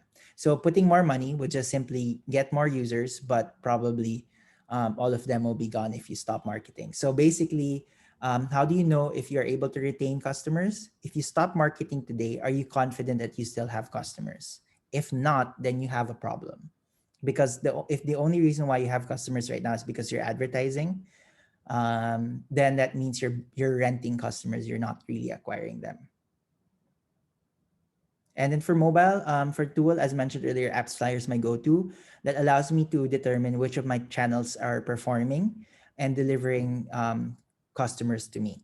And I also able to see the in-app events that they do. So in-app events essentially is like transactions or what do they do inside the app. I'll be able to track that for free. So for Apps Flyer, they only charge me for per download that is attributed. So the organic download uh, is not paid. So you only pay for non-organic downloads. That means you attribute it. So there's a bit of coding needed to implement it. So usually I work with the dev team to have it implemented. There. Any other questions? Now, Thank you, if Chris. Hi, okay, yeah, go ahead. You're sorry, I saying. just want to add that if you are, however, already keeping your customers, your let's say your first 100 customers, 70% of them have stayed, and even if you stop marketing, they will stay to be a customer. Then that's when you look into other KPIs. I would look into cost per acquisition. I definitely would look into the LTV as well, to determine whether I can I spend a little bit more. Can I spend a little bit more to attract more customers, or I look into my LTV and see can I still increase my LTV and maybe do a VIP program or loyalty program for them. Yeah. So again, it depends on your stage. If you're very early stage or you're about to scale, the KPI would be very different. Okay, that was very enlightening. I actually checked out your link to those 500 startups. I'm gonna Mhm. check this out myself. So it's there's a lot to to read. I mean, read and watch. Yeah. No, Yes. okay. So I hope Checkmate and Shift Tech have questions, especially Shift Tech. I know I'm not sure if you're familiar with them, but they recently won ano yung tawag doon? Nexus Energy na program na pitching. So Shift Tech has a nice product, but medyo hindi pa kami stable sa sa business model nila because Kent, maybe you could ask Chris about your customer acquisition because our worry is as of now they're only focusing on fisher folk in one municipality. So how how do they retain customers when ang product nila is hardware, battery, solar powered battery actually. Ken? Hello? Yes, ma'am. Okay.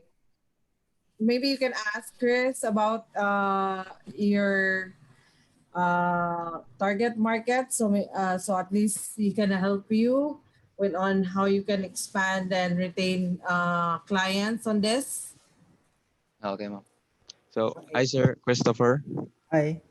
Uh, so, we the previous Saturday session, the speaker pointed out that having a 1,000 units for target market, which are small scale fishermen, is an over projection for an early stage startup for the first year. Mhm. And so far, we've partnered with a local fisher folk organization in El Salvador City. And what do you think about it? Okay. Or So because I got a so based from the document I was sent over to, so it's not an RFID for pets. Do I get it right? no, we pivot our idea. Okay. So we Can you shifted tell? for a smart battery pack for people under blue economy. Mhm. So far we focused only on the small time fisher folks. Right. Okay.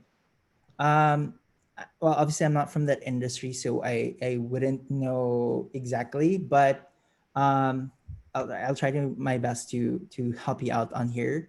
what I would recommend is when you're dealing with a very specific segment of a market, in this case, fishermen, for example, right? There are multiple ways to, again, going back to my slides earlier, it's really all understanding your customers. So would they have organizations? As you mentioned, they do have an organization that you can tap into. So instead of talking to them one by one or going on Facebook and posting on Facebook, right? Um, like approaching the organizations, when like local government units, whether it's barangay level or municipality or city level, could help you reach people faster. That's more targeted. Again, understanding who these customers are, whether they're also found online or not, and if whether it makes sense to even spend time online or not. As mentioned earlier, a good example is a junk shop. Like you don't have to have social media presence for it. Like what are you gonna post on Instagram, right? Like it doesn't make sense for them. So in your case, despite that you have technology that enables fishermen, it doesn't necessarily mean that you need to also be on digital to reach them. And again, I'm not familiar with the market, but if they are online for whatever reason, like for example, these fishermen has an association and a group page that you can tap into, and you don't have to physically go there and meet them, especially because it's pandemic. Then go for it. Like look for these groups, try to see if they have Facebook groups, and if you have existing customer base, try to understand as well, how do they meet the other fishermen, how do they like where do they hang out, right? Like for example, when Grab recruited drivers, initially they went to all these carinderias where the taxi drivers would be, because there's usually that carinderia where there's a lot of taxis that eat every lunchtime, right? So instead of one by one, approaching all these drivers, what they did is went to where they are eating, and then from there recruited them. Yeah. So think about that, because you would know this better than me. Where these fishermen would be hanging out? Would they be, in a bar drinking? And you need to be friends with them. So when you're starting something, and this is also something you'll learn from 500 startups, you need to do things that don't scale in the beginning until you have collected enough information to know how can you scale this now. Like, okay, maybe there's a bigger organization, and for me to get there and talk to them and get their endorsement to be able to sell to their members, is I need to be friends with um, like one fisherman first, and I'll be introduced to their group, and then suddenly to their organization, and to a bigger organization. So I agree. I think 1,000, if it's going to be very manual, might be very difficult for you to scale. However, if you're not going to target individuals, I don't think as well that it's impossible to achieve. It's probably just difficult, especially because of the pandemic. Okay, sir. Thank you, sir. You're welcome. All right, thank you for that, Chris.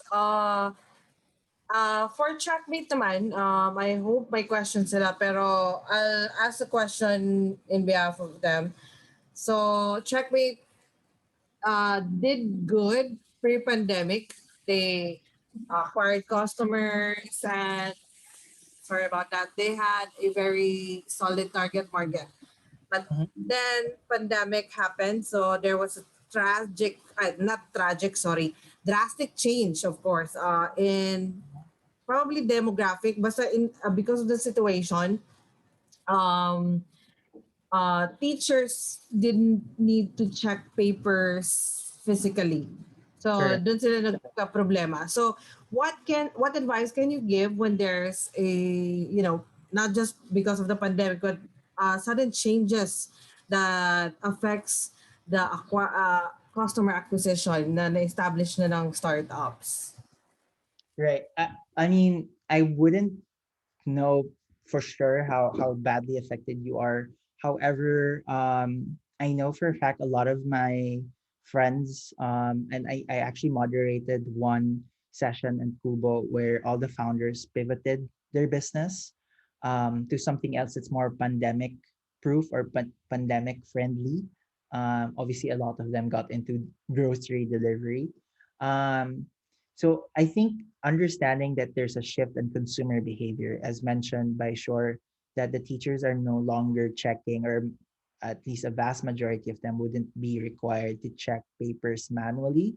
Like having the same customer base, how would you still be able to offer them help, or offer services that they might still be willing to pay for? Um, I'm not familiar with the education sector, but I would start with that. Like I would really consider pivoting, or it's either complete pivot or partial pivot, meaning it doesn't mean that you need to get away with this, because if you truly believe that teachers would go back to checking papers again in the near future, and then you just need to wait it out and survive for now, then what you can do is probably offer other things first, to just keep the existing customers and start acquiring users, and eventually, once they start checking papers again, then you could convert them back to your main business model. Even big startups like Airbnb shifted. Initially they've always had experiences. I'm not sure if you've seen that before, which is, basically they allow the locals, to be able to teach someone like cooking or guitar lessons or something, but it's more experiential, and in person. But because of the pandemic, Airbnb shifted to online, like online classes and all that kind of stuff. As you, so it I'm not sure how how dear it is for you. I'm sure you super love your idea and all that, but at the end of the day, it's all about business survival at this point. So if there is a way for you to at least do a partial pivot, I would recommend that, because I also don't see the need of checking papers at this point, and I'm not sure if teachers are actually getting papers to check. But yeah, maybe you can, um, try pivoting, to a different product or service or feature. It could also be a completely different business altogether. Um, but ideally, utilize what you already have, and not like completely start from scratch, like like do a grocery delivery out of nowhere, for example, because that would be a complete waste of what you've had in the past. That's my recommendation, not as a marketer, but more of as an entrepreneur. I would probably do that. All right, thank you for that, Chris. I hope Checkmate was listening to that. Yeah. So, okay, baka may gusto pa kayo i-add, Ted. Ano lang ma'am, with regards to that, sir, we've tried pivoting, um, like what you said na try implementing a COVID-free something feature. Mm-hmm. Meron kami, we've tried pivoting, but I've studied yesterday the flow of the teacher right now. So, kasi si DepEd is may ginagawang, eh, yung nangyari yung pandemic, so they shift into distance learning, right? So Right.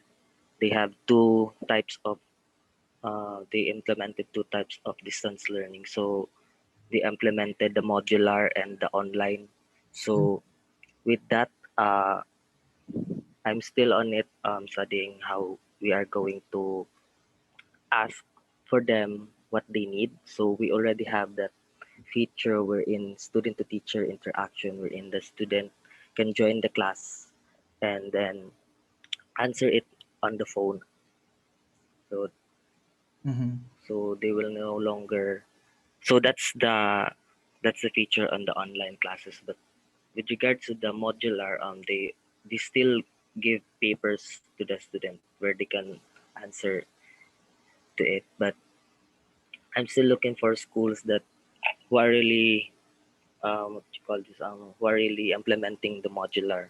So there might be schools here in our city that were really on it.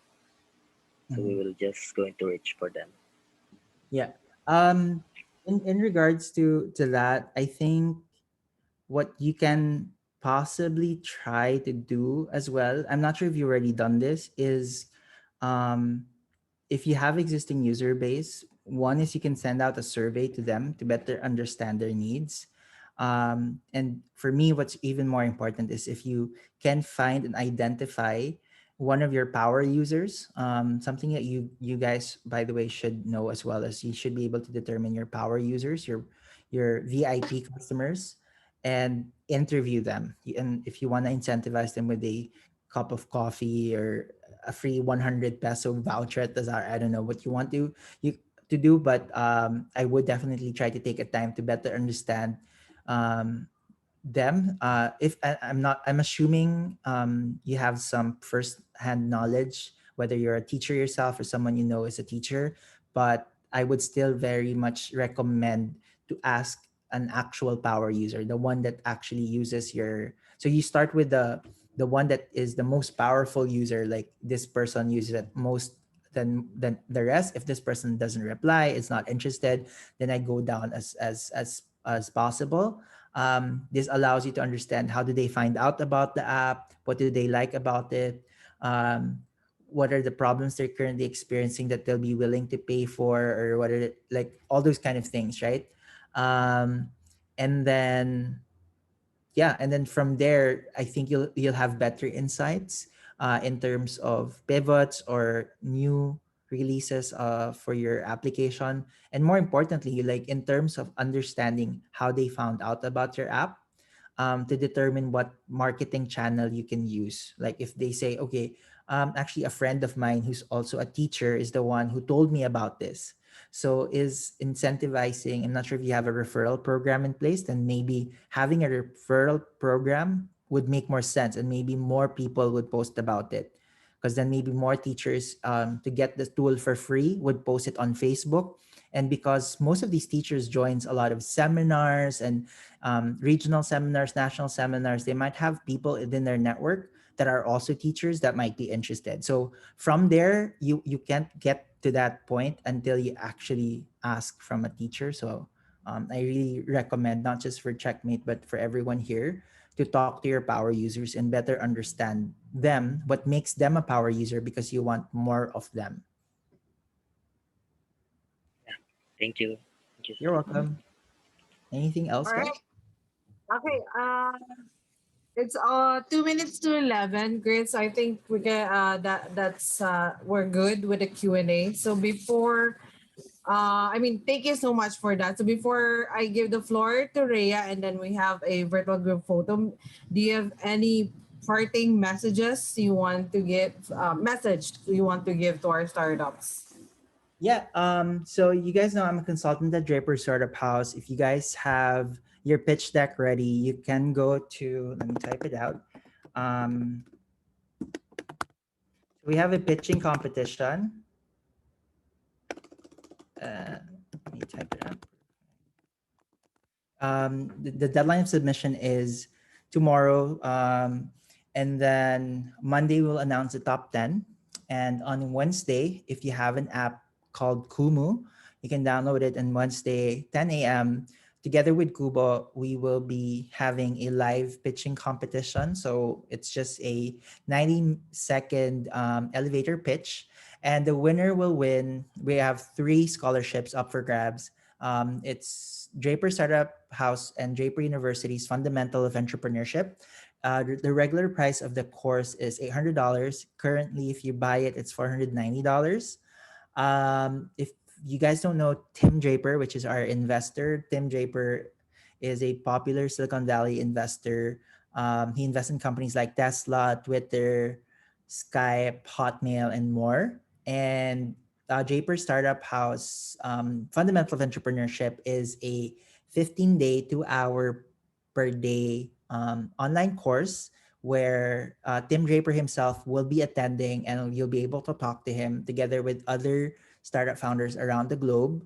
And you will be mentored by startup experts from Silicon Valley. So previous speakers included like Airbnb co-founder Michelle Pan and many more. You can visit the website to learn more. So if you get the chance to win that, on Wednesday, you'll be taking the class starting Feb 2 to Feb 16 in Philippine time. It's between 12 midnight to 2 a.m. because it happens in US time zone. But after that, you are eligible to pitch again to Jaipur University up to 100,000 US dollars pre-seed funding. I think just based on the network alone, it's very valuable, and more so if you get a chance to have one-on-one mentors from Silicon Valley and the 100,000 fundings. If you're interested, I put the link down below. It's bit.ly/pitchperfect2021. The deadline of submission is until tomorrow midnight. And if you have questions, feel free to ask.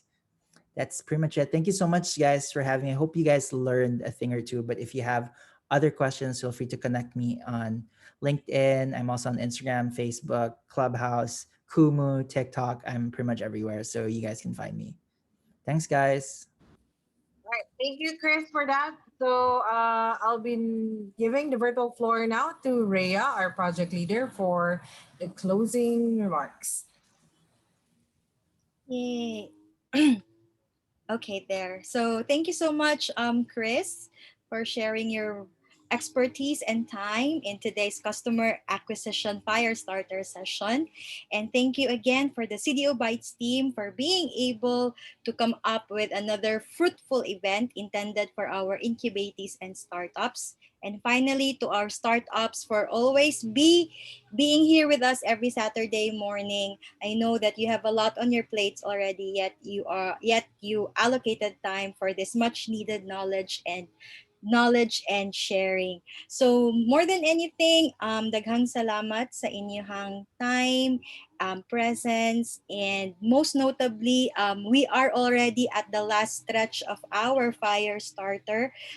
As we progress through February next week, we will be closely monitoring you, our incubatees, for our Beacon Demo Day. So I do hope that you're more than excited and you are slowly preparing for this graduation rites for our batch 4. So thank you again for your time this Saturday morning, and I hope you all have a great weekend ahead. Bye. Bye. Nagbabay na. Ay, may group photo ba tayo kung mababay? I'd like to ask everyone to turn on their cameras. Chris, briefly lang. So we can, for documentation purposes, and we'll be posting this on Facebook as well with your names blurred, of course, for data privacy. Okay. Hi, Chris. It's nice to see you. Okay. Everyone ready?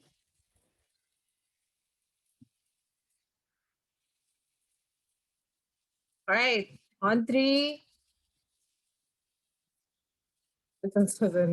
One, two, three. All right. Thank you so much, everyone. Thank you, Chris. Thank Happy you. weekend, everyone. Repeat.